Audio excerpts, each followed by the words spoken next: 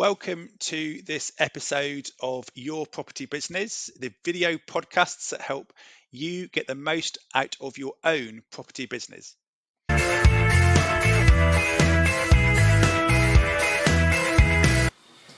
So this is how you write out the four sections. So you've got the have, the do, the be, and the give. But what you can do to start with is to write down this list here. So these were just some examples. Some of them are just sort of £25 right up to thousands and thousands of pounds.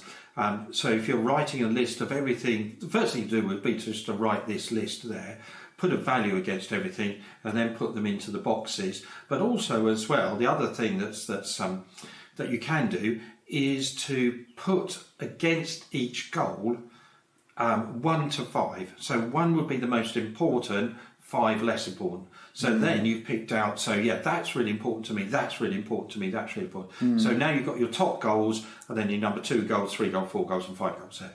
So now you've put it in an order of priority as to which one of these would be most important to you, and then you've got those on the list there as well. So you might say, okay, I've got several things here, I just need an extra £1,000 a month. Right, I need to go and buy four of those terraces or 1 HMO, and then that brings me in £1,000 a month, and that would tick off several of these goals here. So it's not always going. What you want to do is to build this up bit by bit. So it's not going for right, I need the £3,000 to get me out of the job. There, it might be, yes, if I'm earning an extra £250 a month, what's £250 a month going to give to me? What difference is that going to take to my life? So if I had £250 from the first one, what's the first priority I'm going to do with £250? And then all we need to do is multiply that. So we bought number 5, we've got number 7. So now we've got £500 a month coming in. So what are the £500 goals? What have we got to do there? And then you're just gradually ticking them off. But the other thing as well is to set yourself a time scale.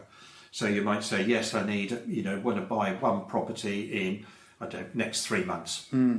Yeah, so I've got 3 months to go out there and find the deposit to put it down for the property, and also to have a look at properties there as well.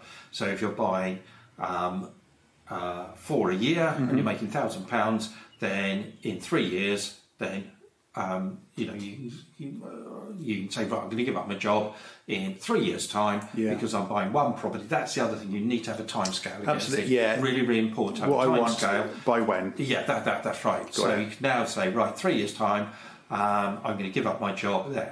But then, can you do it quicker? So instead of buying one property every 3 months, can you buy one every 1 month? Because all you need is the deposit. So if you're going out talking to people and find the deposits there, then maybe you could buy one property per month, and actually in 12 months you've given up your job in 12 months rather than 3 years' time. No, smashing. Useful stuff. Thank you very much for that. So now we know what the figure is, what's our next step from here? I would say really is just talk to lots of people. Okay. That's the thing. So you now know what amount of money, and what you want to look at is what's going to be the quickest way to get that. So from where you are today to where you are to £3,000 a month, what's the quickest way? So the thing to do would be and I would suggest to people, come to the property meetings there, speak to lots of people, don't be shy because everyone's very friendly, very open. Find out who's doing what. I would say particularly, people like yourself, letting agent, obviously, you've got experience of which ones are going to do there. If there are people there that are doing developments or refurbs or flips, have a chat with them. If somebody, you might get people there that are just buying land and doing new builds and saying, well, that's quite an advanced strategy, those sort of things. But just get a lot of knowledge. That's the first thing there. Drink a lot of coffee. There as well. Yeah. Really, to be quite honest, if you want to make a lot of money from property, drink a lot of coffee. Just be meeting up. How many people. coffees have you had this month? Is a good measure, right? Yeah, so I go to about 3 or 4 property networking events per month, and I look to meet 2 or 3 new people from there. Okay. So I'm meeting, maybe 6 to 12, whatever, all the time. I'm meeting up for people for coffee because we never know where it's going to lead. There as well.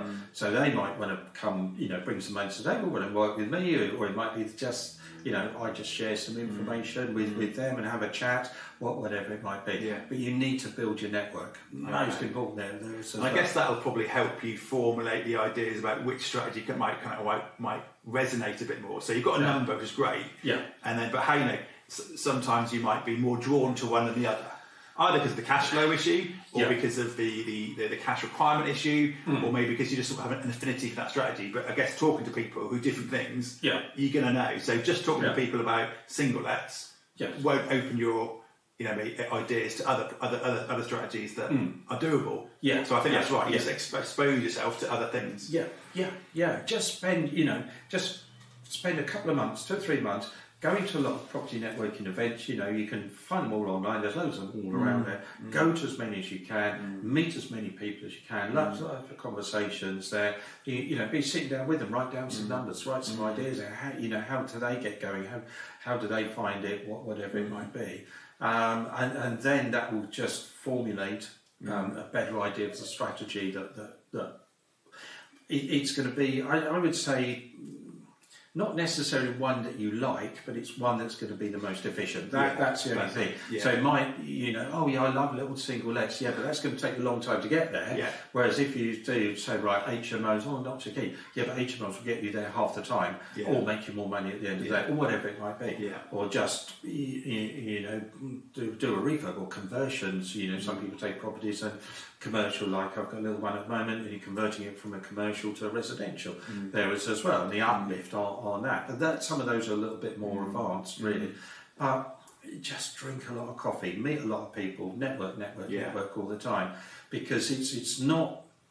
People say, it's not what you know, it's who you know. No, it's not. It's not what you know, it's not who you know, but it's how well you know them. Yeah, that's the thing. You've got to know people really well, because also the other thing is that when you're getting started, you need help and advice. Yeah. You might say, I need a solicitor.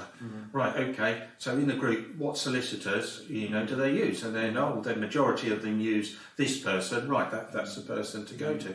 Or, for example, I was doing a property, I needed a particular mortgage certificate for this property I was working on there as well, and it was someone that was at your meeting there as well, who's a mortgage advisor but also does property as well. Yeah. So I asked him, and he said, this is what you need, and this is the surveyor to talk to, because they do that certificate there as well. So straight away I picked up the phone and bang, that was I totally agree with that. Sorted. Yeah, I've definitely been guilty in the past of holding on to questions far too long, expecting the answer A to come to me, or B to research it myself. What I should do, who are 3 people that I can call that might know the answer? You don't need to know. Within 2 phone calls, you'll definitely get to the right person. That'll take you about 10 minutes. Yeah. And then you'll be further on the journey than you would have been before. So I totally agree with you. Ask the question, don't hang on to it. That's right. Yeah, and that's all it needs to be, really.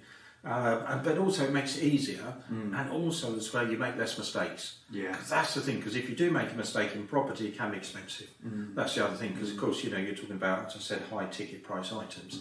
So you don't want to make a mistake. No. So if you've got this network of knowledge and information you can call on, then we all do make mistakes somewhere or another. Things go wrong, whatever. But that's part of the learning curve. But you can mitigate that and reduce it down quite considerably if you've got a circle of people there that can help you and advise you, and everyone is very friendly, and the people that want to get started, everyone is, there's so much property around. It's not as if, we're nicking stuff off each other or whatever. There's so much around, so people are very happy to share the knowledge and information. Yeah. Okay, thank you. So thank you for watching this episode of Your Property Business.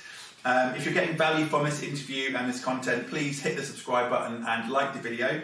My name is Chris Jones, and this has been Your Property Business Podcast, and see you next time.